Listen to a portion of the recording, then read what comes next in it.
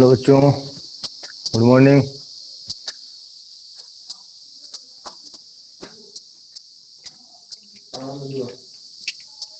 Class 9 chemistry.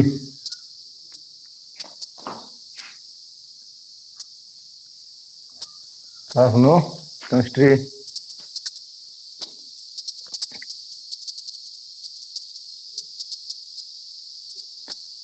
आगे का topic देखिए, जो हमारा चल रहा था उसके आगे का टॉपिक।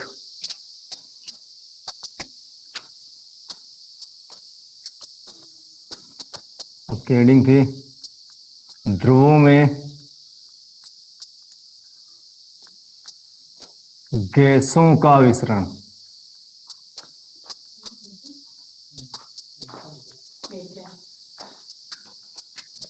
ध्रुवों में गैसों का विसरण हेडिंग है आपकी, ध्रुवों में गैसों का विसरण। ध्रुवों में गैसों का विसरण। हो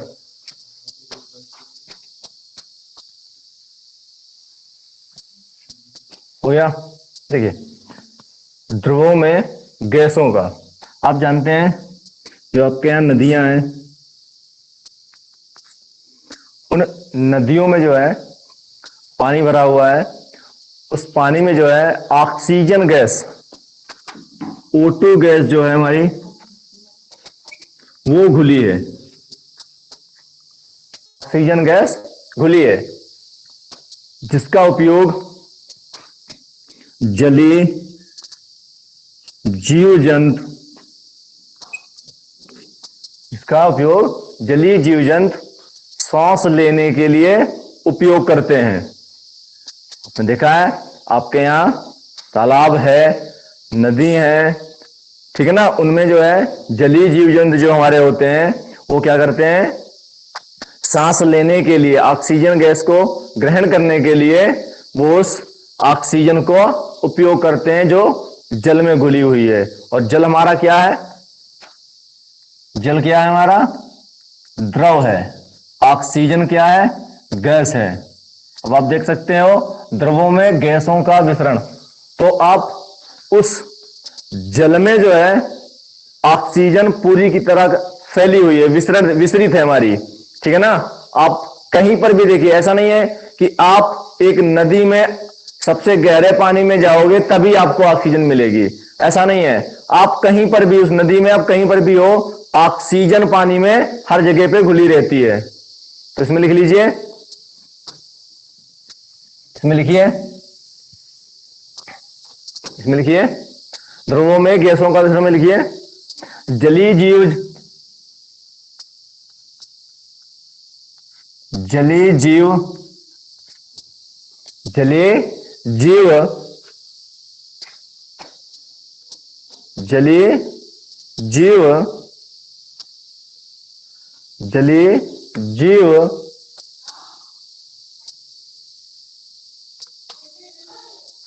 जलीय जीव,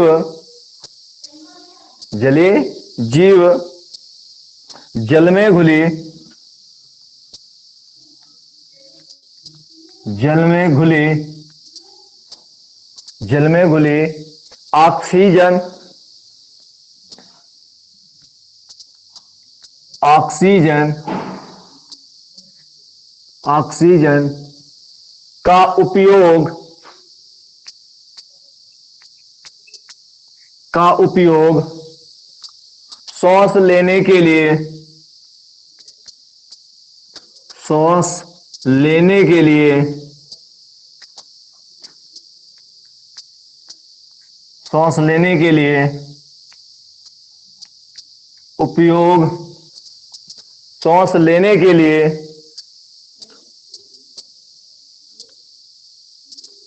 सांस लेने के लिए सीधे लिख दो करते हैं, करते हैं, ठीक है ना, करते हैं, करते हैं।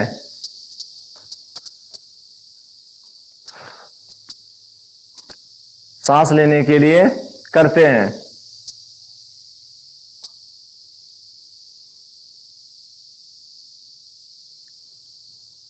जल्दी जल्दी से जुड़िए।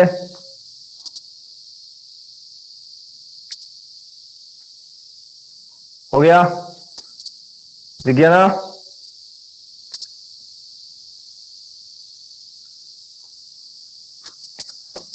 अगली हेडिंग है पदार्थ की अवस्था में परिवर्तन।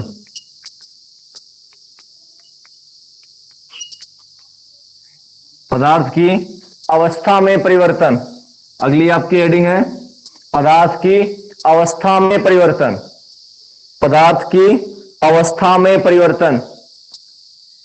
पदार्थ की अवस्था में परिवर्तन। आपकी अगली हेडिंग है पदार्थ की अवस्था में परिवर्तन।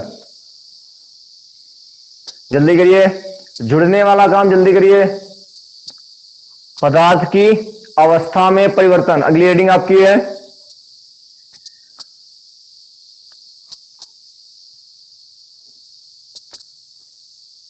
पदार्थ की अवस्थाएं हैं वो कैसे बदलती हैं, उनके कारक, रीजन क्या है बदलने का। ठीक है ना? वही मैं समझाऊंगा आपको यहां पे। तो एक ग्राफ भी बनाऊंगा जिससे आपको ये दिखाई देगा कि वो कैसे, कौन सी अवस्था किसमें परिवर्तित होती है। अब लिखिए पदार्थ की अवस्था में परिवर्तन। पदार्थ की अवस्था में परिवर्तन।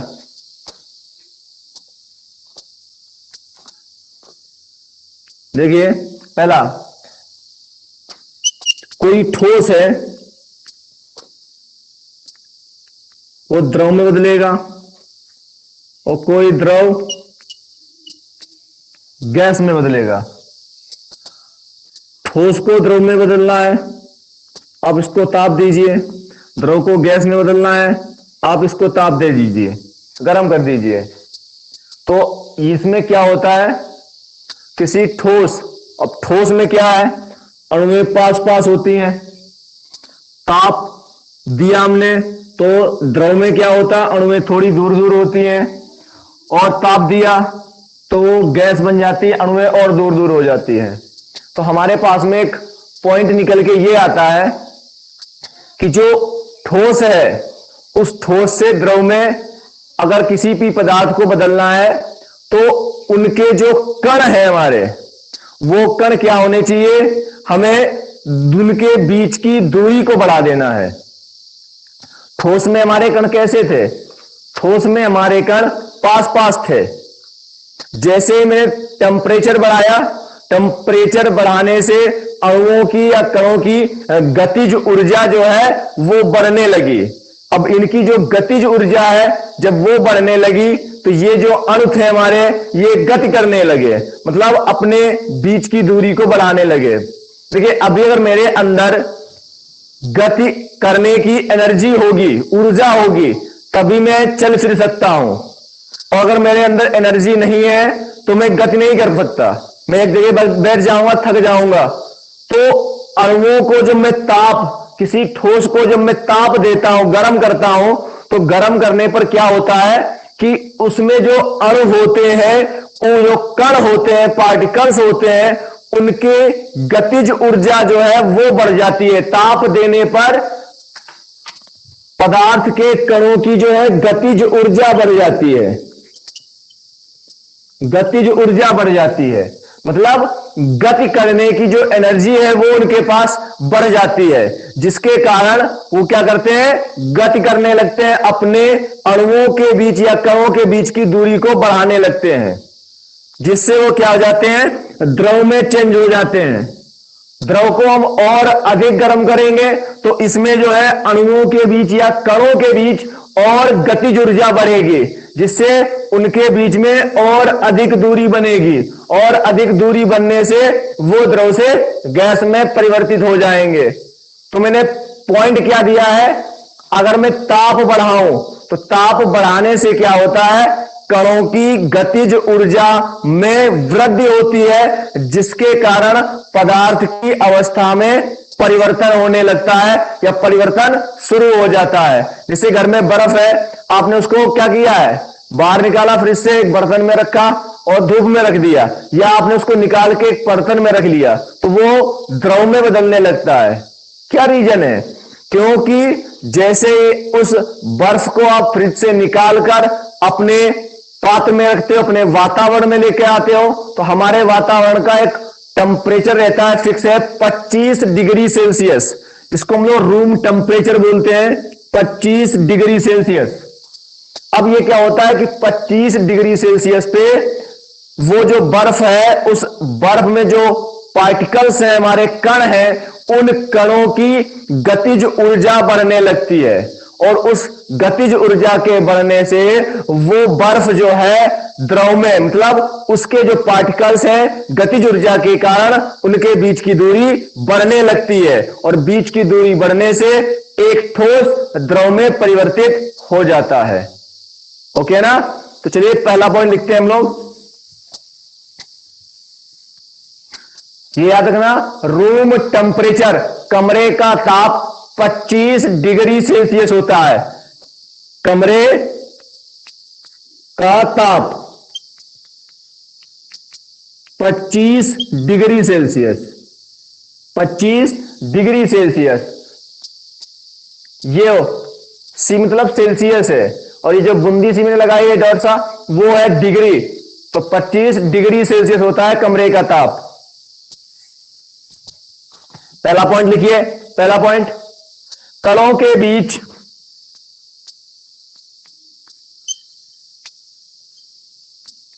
कणों के बीच कणों के बीच रिक्त स्थान में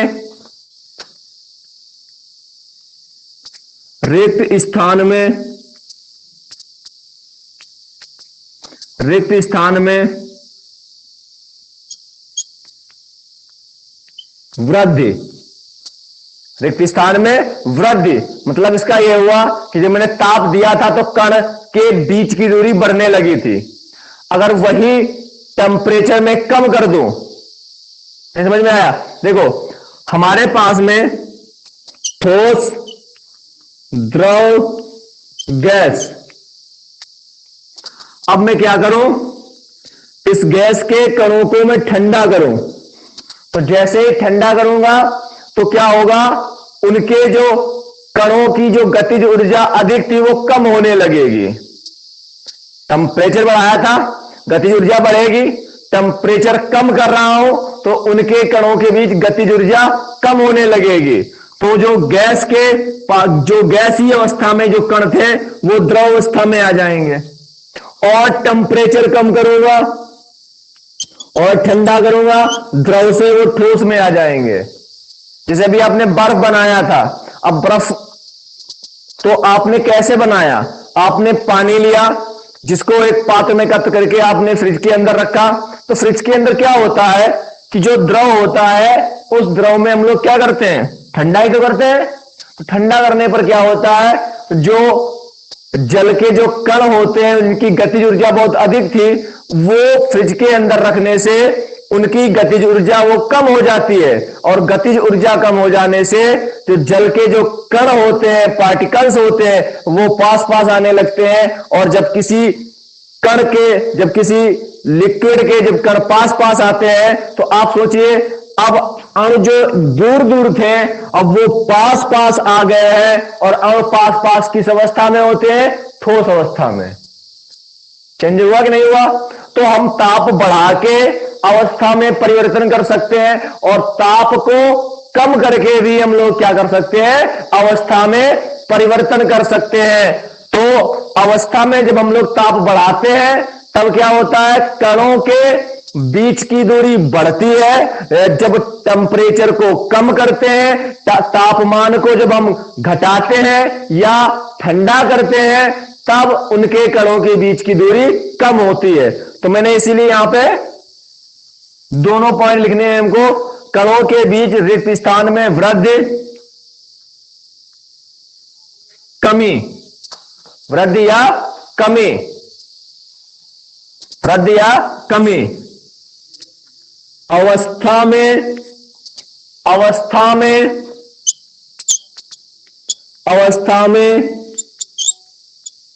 परिवर्तन, अवस्था में परिवर्तन ला सकता है।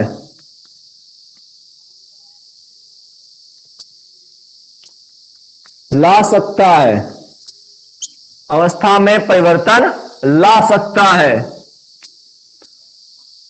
पॉइंट नंबर 2 देखिए,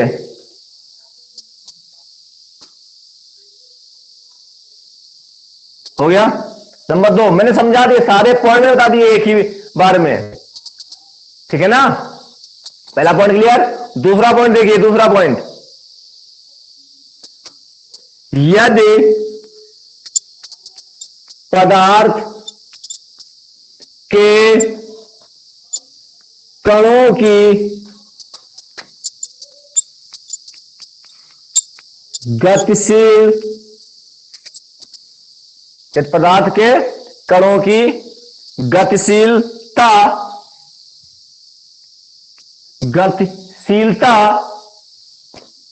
को बढ़ा या घटा दिया जाए, कम कर दिया जाए, कम घटा वही चीज है, कर दिया जाए, कम कर दिया जाए, तो अवस्था में परिवर्तन लाया जा सकता है।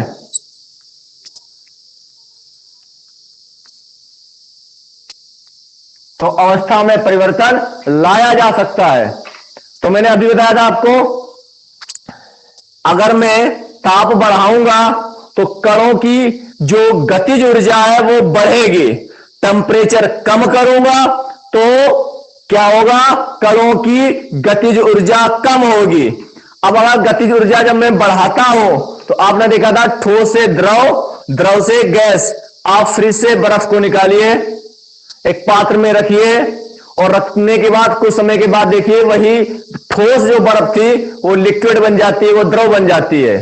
उसको कुछ समय के लिए और रखा देने से धीरे धीरे देखना वहां से वो पानी गायब हो जाएगा, मतलब वो वाष्प बन जाता है, वो गैस बन जाती है और वो वायुमंडल में चली जाती है। तो इससे क्या हुआ, क्योंकि वहां पे जो है टेम्परेचर बढ़ रहा है और टेम्परेचर के बढ़ने से कण जो है हमारे, उनकी जो गतिज ऊर्जा है वो बढ़ रही है और गतिज ऊर्जा के बढ़ने से कणों की गतिशीलता बढ़ जाती है। और जब टेम्परेचर को कम करते हैं तो टेम्परेचर को कम करने से पदार्थ के कणों की जो गतिज ऊर्जा है वो कम होने लगती है और पदार्थ के कणों की गतिज ऊर्जा कम होने से पदार्थ के कण पास पास आने लगते हैं, जिससे उनकी जो है अवस्था में परिवर्तन हो जाता है। ये पॉइंट नोट कर लीजिए आप, ये पॉइंट नोट कर लीजिए।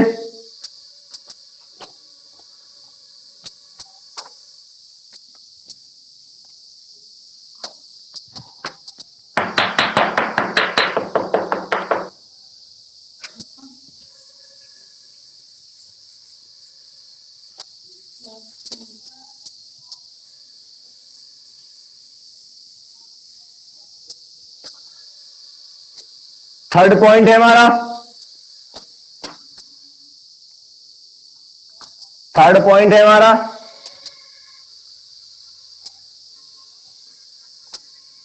यदि पदार्थ के कणों के बीच आकर्षण बल को, अब देखिए आपने पदार्थ के कणों के बीच जो आकर्षण बल लगता है, जो अट्रैक्शन फोर्स लगता है, आकर्षण बल, समझिए मेरी बात, ध्यान सुनिए। अब देखिए चुंबक लीजिए, चुंबक के दो टुकड़े लीजिए, अगर आप उनको पास पास रखोगे चिपक जाएंगे। ये क्या है, आकर्षण बल। कैसा है, प्रबल आकर्षण बल है, क्योंकि वो चुंबक के जो कण है वो पास पास है, और चुंबक के कण पास पास होने से उनके बीच में आकर्षण बल ज्यादा है, इसलिए वो चिपक जाते हैं। ऐसे ही जब पदार्थ के कण पास पास होंगे तो वो क्या होंगे, एक दूसरे के नजदीक आके क्या करेंगे, जो दूर दूर थे उनके बीच में आकर्षण बल जो प्रबल है, उस प्रबल आकर्षण बल के कारण वो क्या हो जाएंगे, एक दूसरे के पास में आएंगे। तो जैसे ही अणु पास पास आते हैं तो ठोस, दूर दूर द्रव, और दूर दूर गैस। क्लियर है ना? तो अगर मैं आकर्षण बल को क्या कर दूं, यदि पदार्थ के कणों के बीच आकर्षण बल को कम या अधिक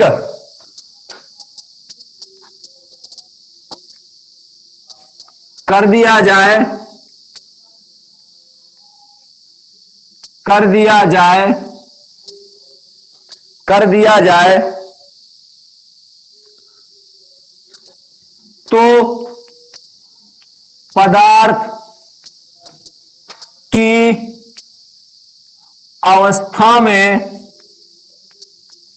तो पदार्थ की अवस्था में परिवर्तन लाया जा सकता है।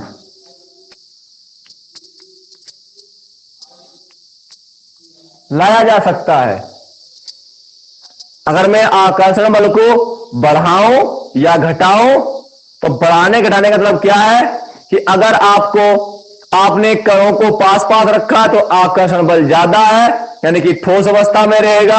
आपने थोड़ा सा आकर्षण बल कम कर दिया, मतलब अणुओं को या कणों को आपने दूर दूर कर दिया तो आकर्षण बल कम हो गया, द्रवावस्था बन गए। और दूर दूर कर दिया तो आकर्षण बल नगण्य हो गया, जिसके कारण वो क्या हो गए, गैसीय अवस्था में बदल गए। तीन पॉइंट नोट कर लीजिए। हो गया? चलिए अब मैं आपको समझाता हूं, ध्यान से देखना।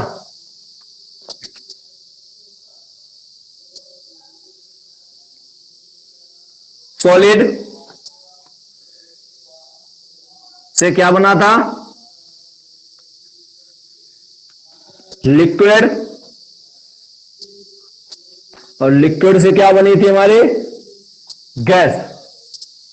और ये कब बनता है, जब यहां पे और यहां पे जब मैं ताप बढ़ाता हूं, टेम्परेचर को बढ़ाता हूं, टेम्परेचर, ताप, ताप, ठीक है ना, जब मैं ताप देता हूं, यहां पे जो ताप लग रहा है इस ताप को बोलते हैं मेल्टिंग, ठीक है ना, इसको बोलते हैं मेल्ट। मेल्ट मीन्स नहीं होता है गलाना, ठीक है ना, एक ठोस को लिक्विड में गलाते हैं। अगर मैं मेल्टिंग बोलूं तो गलाना होता है। मेल्टिंग पॉइंट क्वथनांक होता है, ठीक है ना, मेल्टिंग में मेल्टिंग कर रहा हूं यहां पे। अगर मैं पॉइंट लगा दूं मेल्टिंग पॉइंट,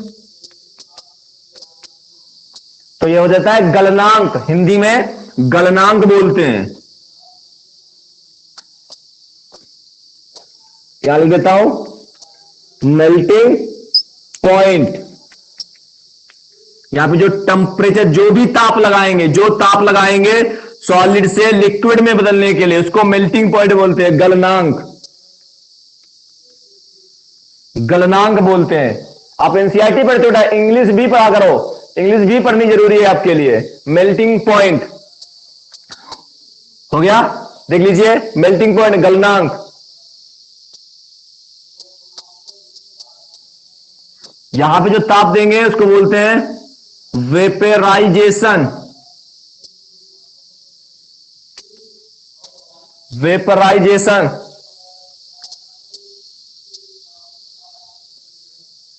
वेपराइजेशन, ठीक है ना, वेपराइजेशन, VAPORIZATION,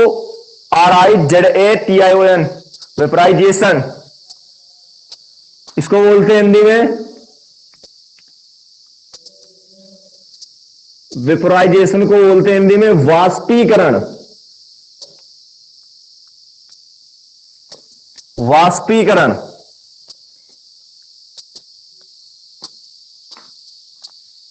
वाष्पीकरण। तो यहां पे क्या हो रहा है, यहां पर जो ताप लगाऊंगा इस ठोस को इस द्रव में बदलने के लिए जो टेम्परेचर लगाऊंगा, जो ताप लगाऊंगा, वो ताप कहलाता है मेल्टिंग पॉइंट। और जो यहां पर लिक्विड को जब मैं गैस में कन्वर्ट करूंगा तो वो जो क्रिया है, जो घटना है, वो वाष्पीकरण कहलाती है। और ये जो घटना यहां पे हो रही है, टेम्परेचर को मेल्टिंग पॉइंट, गलनांक, और यहां पे जो घटना हो रही है, जो मेल्टिंग है, वो है गलन, मेल्टिंग, गलन या गलना। और इसको वाष्पीकरण, लिक्विड से गैस में बदलना वाष्पीकरण, ठोस से द्रव में बदलना गलन। ये मैं आगे लिखाऊंगा आपको।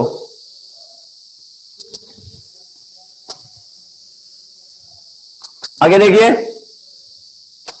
अब अगर गैस से लिक्विड बने और लिक्विड से ठोस बने, उसको हम लोग क्या बोलते हैं, वो देखिए।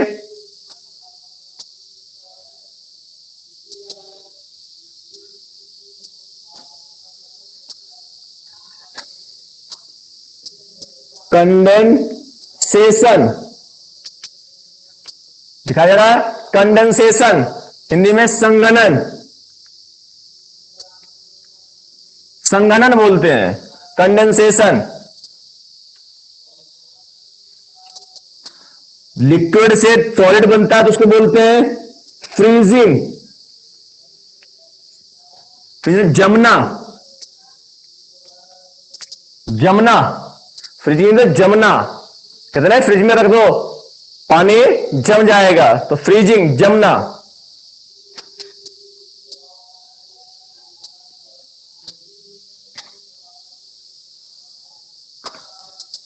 हो गया।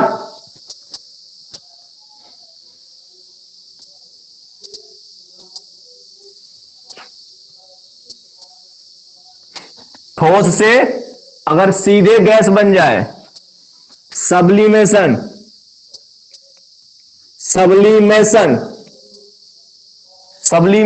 ऊर्ध्वपातन,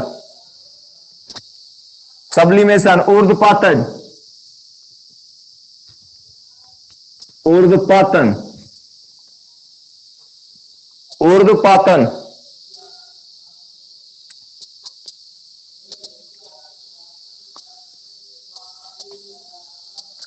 नोट कर लीजिए, बना लीजिए, इसको बना लीजिए।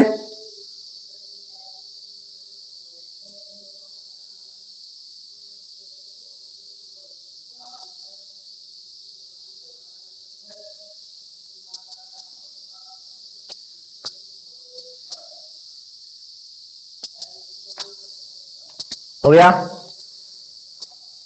ये तो लिख गया होगा ना। ये देखिए, अगर ठोस से गैस बने तो सब्लिमेशन, और अगर गैस से ठोस बने, ये देखिए ऐसे बन रहा है, मतलब गैस बन रही है, ठोस से गैस बन रही है, तो उसको बोलते हैं सब्लिमेशन, ऊर्ध्वपातन। और सॉलिड से अगर गैस से सॉलिड बने तो उसके लिए हम बोलते हैं डिपोजिशन,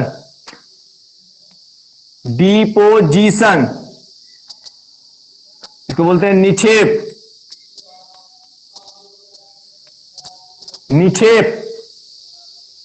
डिपोजिशन, निक्षेप।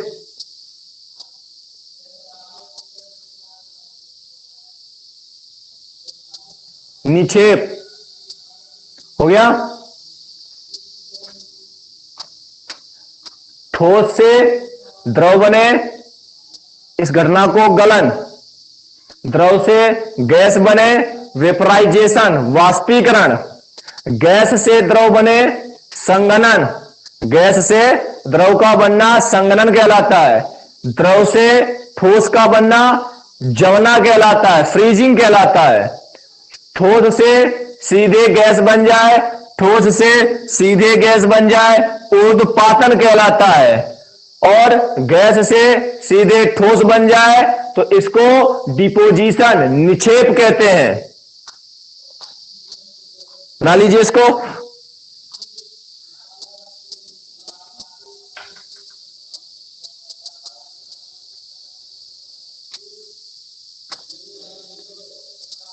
बना लिया? हो गया ना?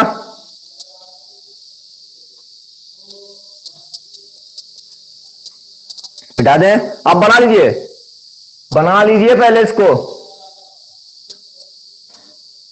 स्क्रीनशॉट ले लीजिए, इसको बना लीजिए, लिख लिया साथ में।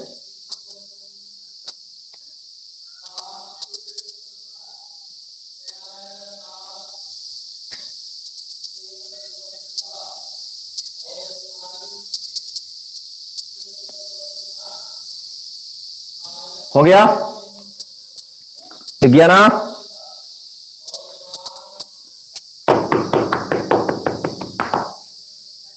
बन गया?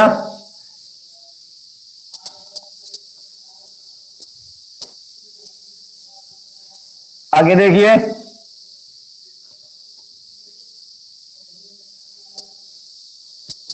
आगे देखिए, समझिए। भौतिक कारक हेडिंग है, भौतिक कारक। भौतिक कारक का मतलब होता है वे कौन से ऐसे फैक्टर हैं जिनके कारण एक ठोस द्रव में, द्रव गैस में, गैस ठोस में, गैस लिक्विड में बदलती है, परिवर्तित होती है। कारक तो मैंने आपको पहला कारक दिया था ताप, टेम्परेचर। टेम्परेचर बढ़ाएंगे तो क्या होगा? अवस्था में परिवर्तन होगा। तो पहला कारक है जो हमारा, वो है ताप, टेम्परेचर। टेम्परेचर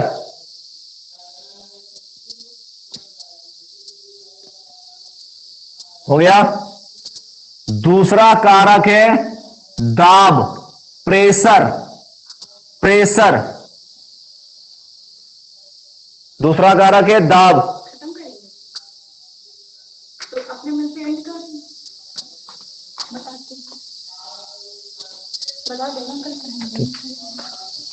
ताप, दाब हो गया। आगे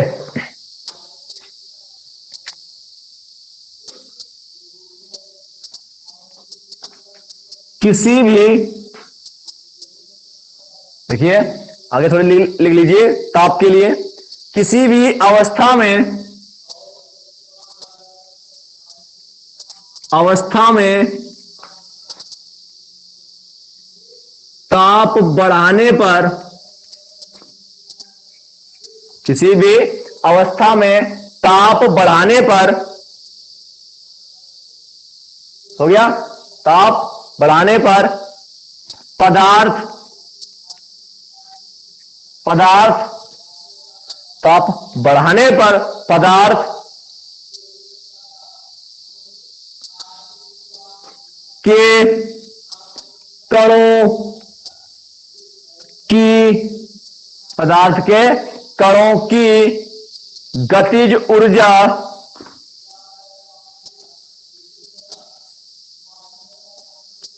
गतिज ऊर्जा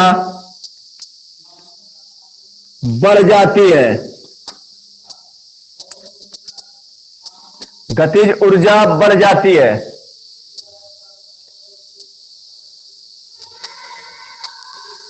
ये ताप के लिए है। ताप, ये ताप के लिए है।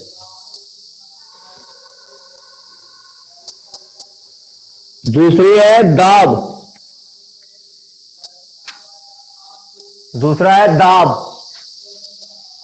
जब दाब डालूंगा, ध्यान सुनना, जब किसी पे दाब डालूंगा तो जो अणुएं दूर दूर थी वो पास पास आ जाएंगे। नहीं समझ में आया? सुनिए,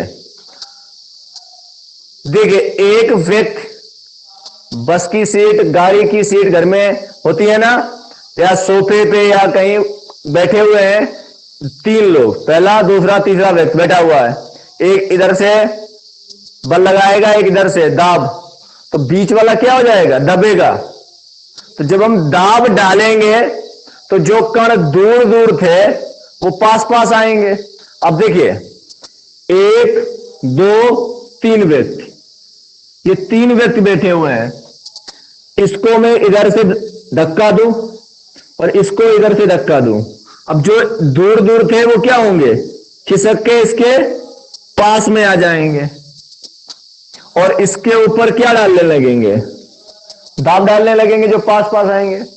और आपने ये गाड़ी में बैठे भी होंगे और ये किया भी होगा, ठीक है ना। तो यहां पे दाब में लिखिए, पदार्थ के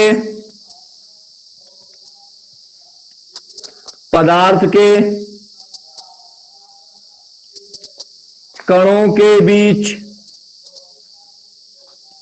पदार्थ के कणों के बीच की दूरी, पदार्थ के कणों के बीच की दूरी बढ़ने या घटने से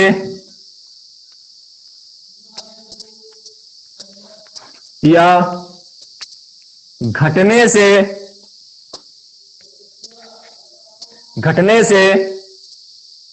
पदार्थ की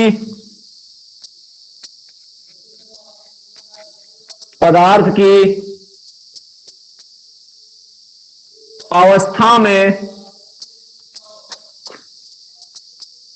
परिवर्तन, पदार्थ की अवस्था में परिवर्तन होता है।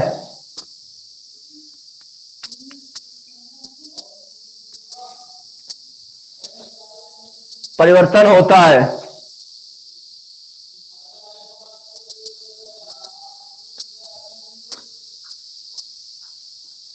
हो गया, परिवर्तन होता है।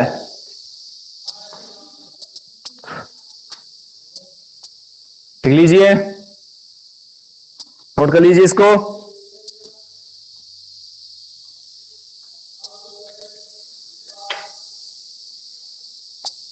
हो गया, आगे देखिए।